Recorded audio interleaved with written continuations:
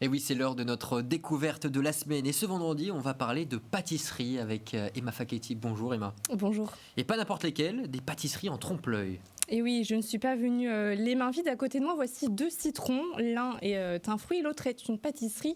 Une idée de Jean, où est le trompe-l'œil ? Je dirais, alors je suis un peu plus près des téléspectateurs, donc c'est un peu plus facile, mais le trompe-l'œil, c'est celui qui est le plus éloigné de vous et donc le plus proche de moi. Donc celui-ci. Alors je vais essayer de le couper, on va voir si vous avez raison ou pas. Eh bien tout à fait, c'est un trompe-l'œil, ce n'est pas un vrai citron.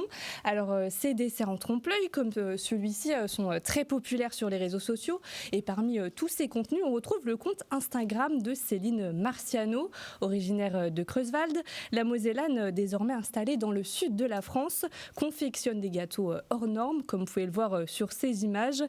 Par exemple parmi ses créations on peut retrouver des bouteilles de Saint-Émilion, mais aussi des doudous, des chaussures, c'est assez bluffant. Oui, effectivement, oui.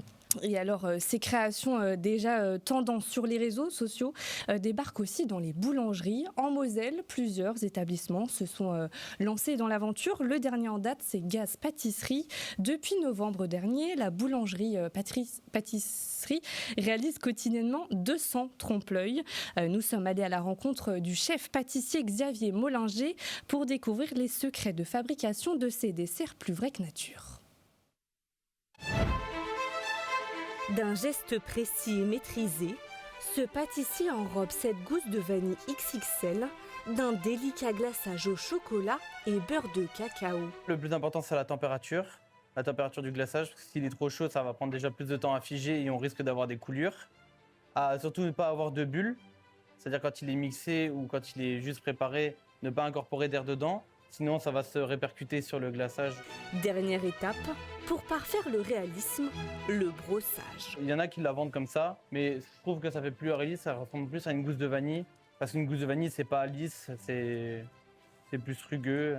Et je passe avec la brosse du coup pour faire cet effet texturé de la gousse de vanille, tout en appuyant pas trop fort pour pas le percer, pour que le produit soit toujours, on va dire, imperméabilisé, pour que sa date de conservation aille le plus loin possible. Des gousses de vanille au citron.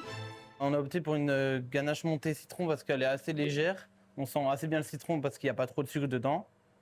Mais on vient renforcer ce goût de citron avec le crémeux citron qui est un peu plus fort. Près de 200 pièces sortent de ce laboratoire chaque jour.